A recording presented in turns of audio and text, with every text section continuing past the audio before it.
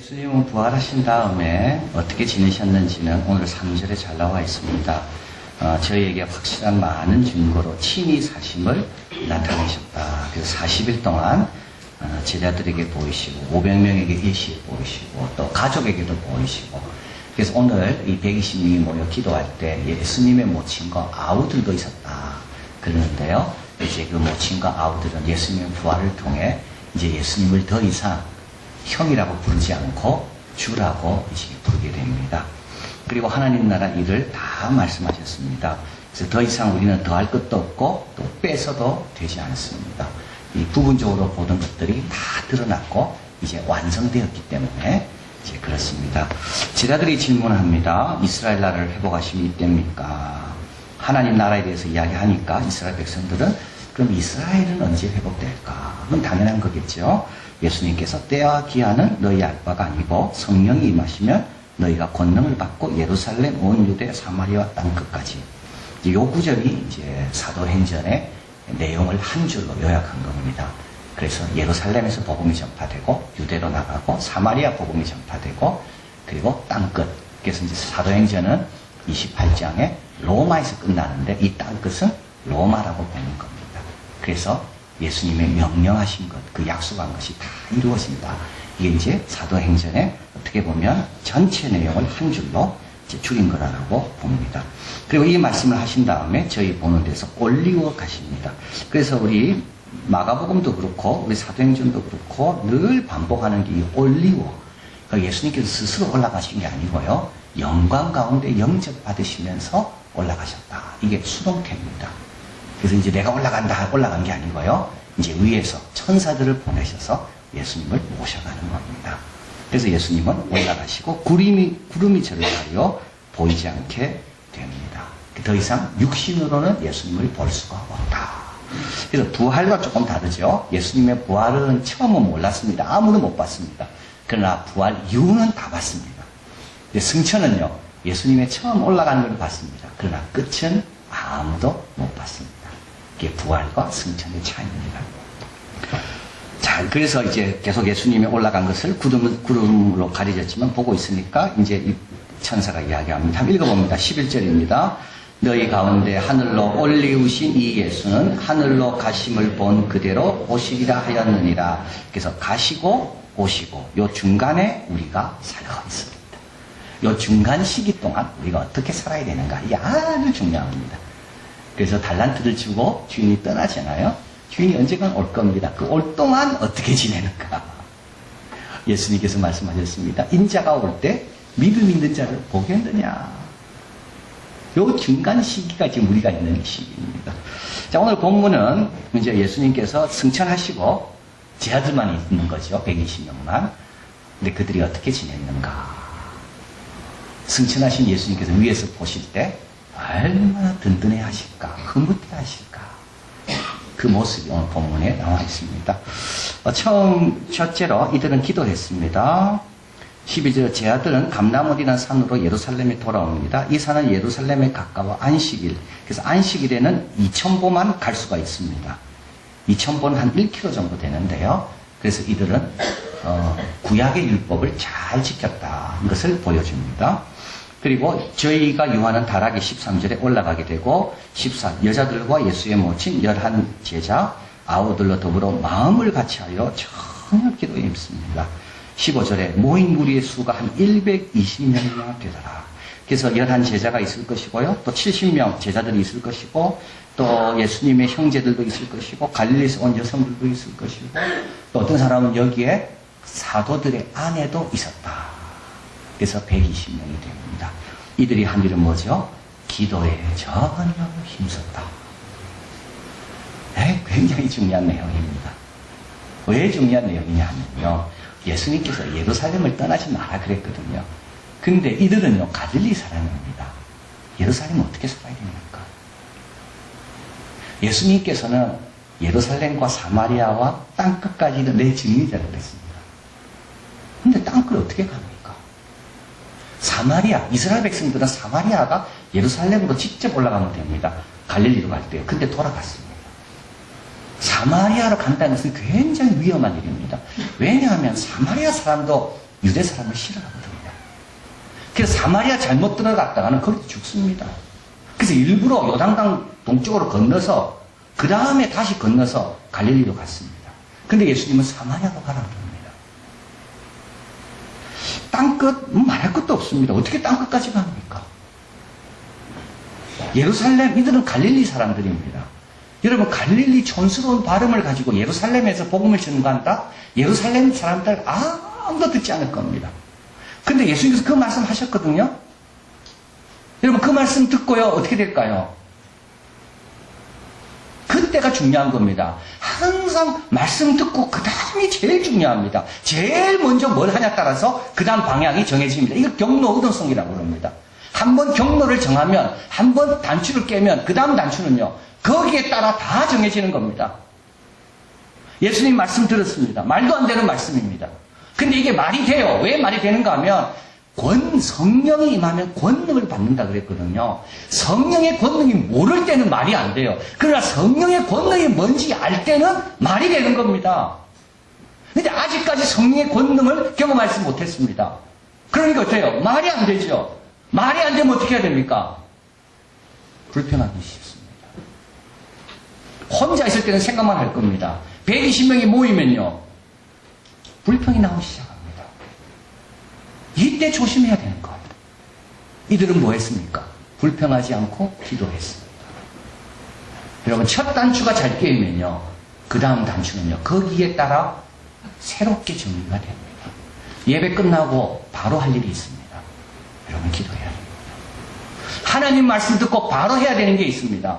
기도입니다. 판단이 아닙니다.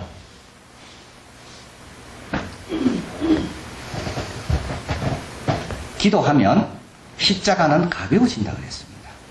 여러분, 누가 부탁을 하고 내한테 어려운 일이 생기잖아요. 그럼 무겁잖아요. 그때 여러분 한번 기도해 보십시오. 그 다음부터는요, 십자가는 가벼워집니다. 어느 누구도 십자가가 가벼워서 진 사람은 아무도 없습니다. 처음에는 무겁지만 기도로 그 십자가가 가볍게 느껴집니다. 빌립보서 4장 6, 7절 한번 읽어봅니다. 아무것도 염려하지 말고 오직 모든 일에 기도와 간구로 너희 구할 것을 감사함으로 하나님께 아뢰라. 그리하면 모든 지각에 뛰어난 하나님의 평강이 그리스도 예수 안에서 너희 마음과 생각을 지키시리라. 여러분, 꼭 아무것도 염려하기 전에 뭐 하라고요? 기도하라고요. 예루살렘에 머물라는 그 사실도 염려하기 전에 먼저 기도하라고요. 땅끝까지 내 증인이 된다는 이 말씀 앞에 염려하기 전에 뭐부터 하라고요? 기도하라고요. 그러면요, 우리의 마음과 생각을 평강 가운데 지키십니다. 그러면요, 흔들리지 않습니다. 제일 먼저 뭐 해야 됩니까? 여러분, 꼭 기도하십시오. 말도 안 되고 너무 힘들고 너무 부담스러운 일이 내 앞에 있을 때 제일 먼저 할 일은요, 다른 사람 만나가 불평을 남기는 게 아닙니다. 이걸 주신 주님, 주님의 뜻이 뭔지 아무것도 염려하지 말고, 그러면 그리스도의 평강이 너희 마음과 생각을 지키신다. 우리의 생각이 마음대로 가지 않고 주님이 딱 지켜주신다. 자, 그렇게 기도하고 있는 동안에 베드로가 일어납니다. 이제 베드로는 회복되었고 용서받았고 그걸 알게 됩니다. 베드로가 이제 가룟 유다 문제를 이제 해결하는 그 문제에 대해서 말합니다. 16절, 형제들아, 성령이 다윗의 입을 타가서 예수 잡는 자들을 지도했다는 말은 안내한, 유다를 가리켜 미리 말씀하신 성경, 이건 41편 9절입니다. 응하게 하였으니 마땅하도다. 자, 이제 가룟 유다가 왜 예수님을 버렸을까? 이런 일이 있을 수가 없는 거죠. 또 이런 일도. 뭐 예수님의 사랑이 부족하냐? 우리의 사랑이 부족하냐? 하나님은 전능하다 했는데 왜 가룟 유다 같은 사람이 발생하느냐? 이렇게 말씀을 듣고 이렇게 기도하고 생활하다가 왜 가룟 유다 같은 사람이 발생하느냐? 정말 제 아들에게는요, 이 가룟 유다 문제가 보통 문제가 아닙니다. 그런데 이 문제가 해결이 됩니다. 왜냐하면 하나님 말씀을 아니까 그런 겁니다. 다윗의 입을 의탁하사 성령께서 미리 말씀하신 게 있는데, 그게 뭐냐 하면 나와 함께 상에 밥을 먹던 그 사람이 나를 향해 뒷발꿈치를 들었다. 이게 바로 이 뜻이구나를 알게 됩니다. 누구의 탓도 아닙니다. 하나님의 뜻이다. 그리고 나서 20절에 시편에 기록돼 또 말씀이죠. 그의 거처로 황폐케 하시며 거기 거하는 자를 얻게 하소서. 이걸 이제 가룟유다가 불의의 삭수로 이제 돈을 받은 걸로 땅을 샀습니다. 근데 만족이 안 되는 거예요. 그래서 가룟유다가 자살해 죽습니다. 근데 가룟유다가 죽을 때 굉장히 비참하게 죽거든요. 그래서 그 피가 자기가 산 땅에 뿌려지게 되고, 그 사람들이 아무도 그 땅에 가려고 하지 않습니다. 그 땅이 버려지는 땅이 되는데, 이것도 역시 시편 69편 25절 말씀을 응하게 하는구나. 자, 그러면 이 가룟유다를 어떻게 해야 됩니까? 이 빈자리를.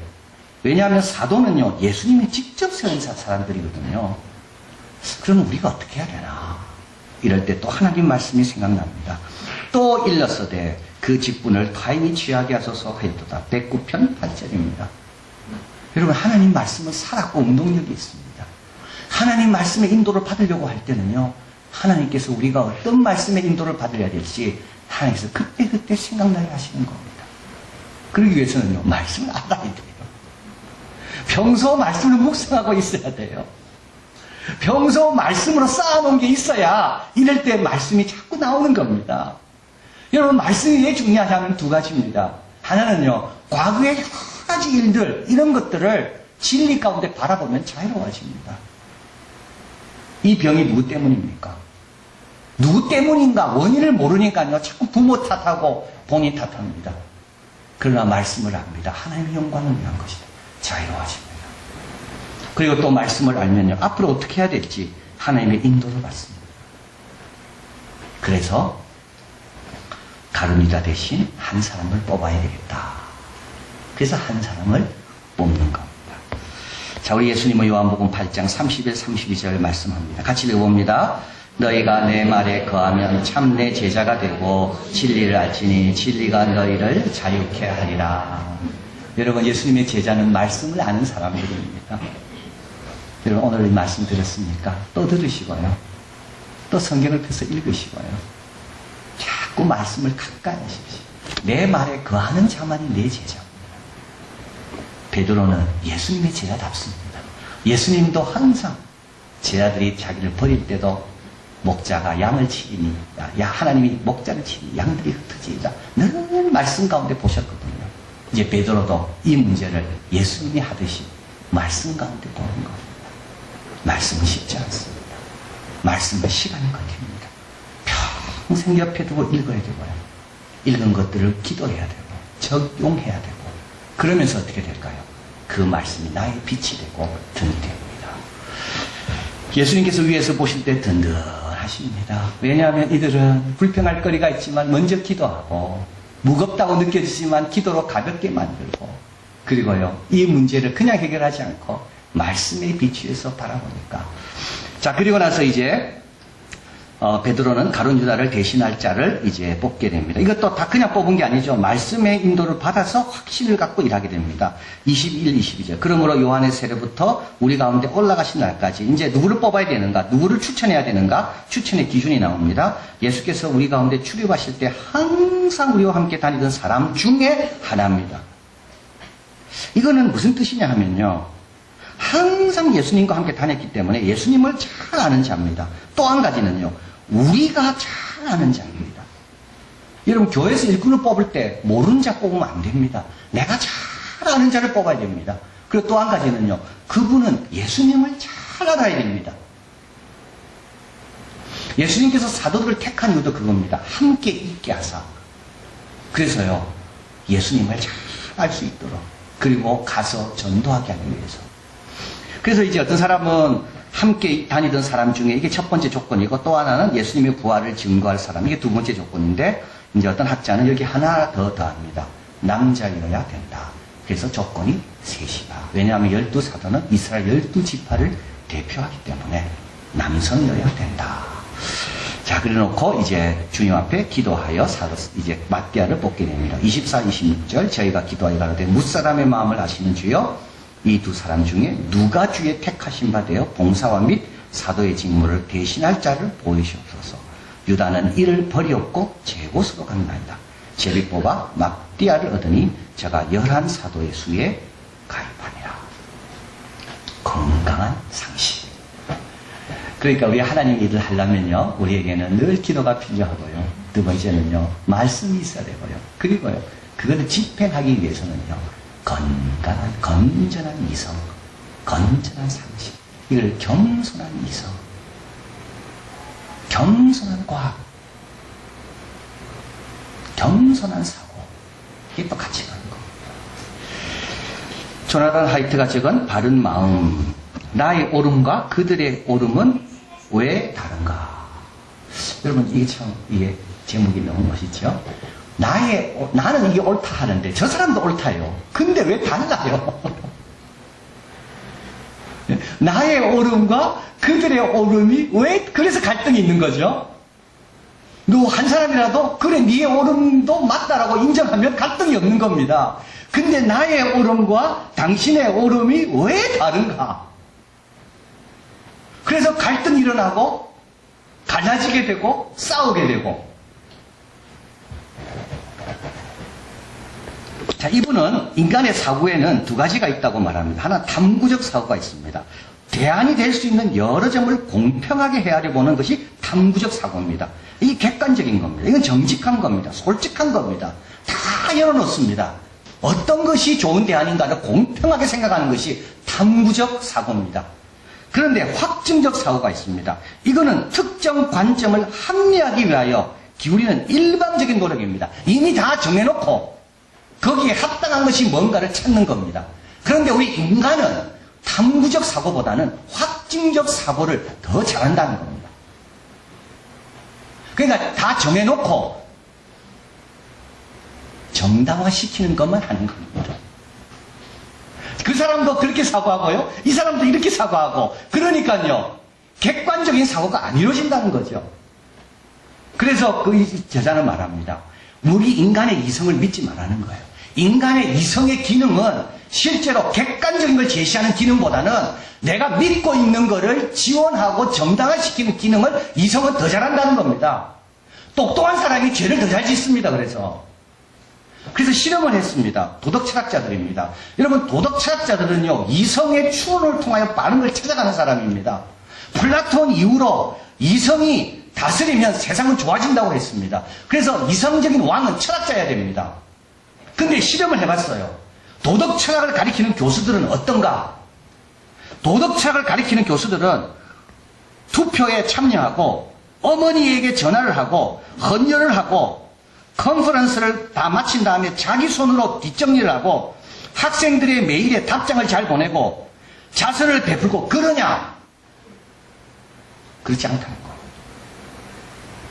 일반 교수들보다 더 못하다는 거예요. 왜 그럴까요? 자기 정당화를 더 잘하기 때문에 그렇다는 거. 저는 예수 믿는 사람 생각해 봅니다. 여러분, 우리 예수 믿는 사람도 신앙의 이름으로 잘못된 정당화를 하면서 믿지 않는 사람보다 더 사랑이 적고 더 율법적이고 더 정죄하고,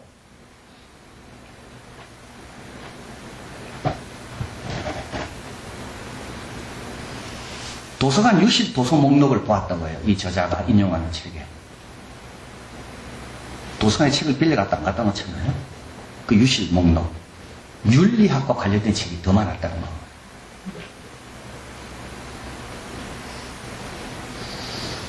저자는 말합니다. 이렇게 적었습니다. 누구든지 진리를 소중히 여기는 자는 이성을 신봉하는 일을 이제 그만둬라. 개개인이 가진 이성적 추론 능력을 과대평가하지 마라. 여러분, 이성은요, 이 저자의 말하는 큰 코끼리, 우리의 감정에 붙어 있는 작은 기수에 불과합니다. 이 기수는 코끼리를 움직이지 못하고요, 코끼리가 가는 방향에 따라 정당화만 시키는 것이 이성이라는 것. 이게 데이비드 휴메의 말입니다. 솔로몬은 말합니다. 잠언 3장 5, 6절 한번 읽어봅니다. 너는 마음을 다하여 여호와를 의뢰하고 내 명철을 의지하지 말라. 너는 범사에 그를 인정하라. 그리하면 내 길을 지도하시리라. 이 성경의 가르침. 뇌를 다 찍어보고 스캔에 넣어서 뇌로 도덕적인 걸 다 해보니까 바로 이겁니다. 인간은요, 이성을 갖고 죄짓고 합리화시키는 데만 이성을 많이 사용하지 객관적으로 투명하게 이런 능력이 인간에게는 현저하게 떨어진다는 거. 마음을 다하여 여호와를 의뢰하고 네 명철을 의지하지 말라. 범사의 그를 인정해라. 그리하면 내 길을 지도하신다. 우리가 먼저 할 것은 뭡니까? 사마리아와 땅끝까지 내 증인이 되라는 그 명령 앞에 우리가 먼저 할 것은 판단이 아니고요, 기도입니다. 가룟 유다가 떠나가고 빈자리를 채우는 데 있어서 우리가 먼저 할 거는요, 누구의 탓을 돌아보는 게 아니고요, 하나님의 말씀이 어떤 건지를 먼저 보는 겁니다. 그리고 나서 우리에게도 이성을 하나님 주신 겁니다. 하나님이 우리에게 주신 것은 정서, 감정과 이성 둘입니다. 그런데요, 이 둘은요, 인간의 본분을 제대로 하라고 주신 겁니다. 그 인간의 본분은 하나님을 경외하고 이웃을 사랑하는 겁니다. 이들을 제대로 사용하는 거예요. 오늘 본문에서 이들을 갈릴리 사람이라고 부릅니다. 갈릴리 사람들아, 왜 하늘을 쳐다보느냐? 그러나 이들이 하는 일은 갈릴리 수준이 아닙니다. 예수님의 수준입니다. 하나님의 수준입니다. 왜냐하면 이들은 이성을 신봉하는 자들이 아니거든요. 자기 경험과 자기 판단에 따라 움직이는 자들이 아니거든요.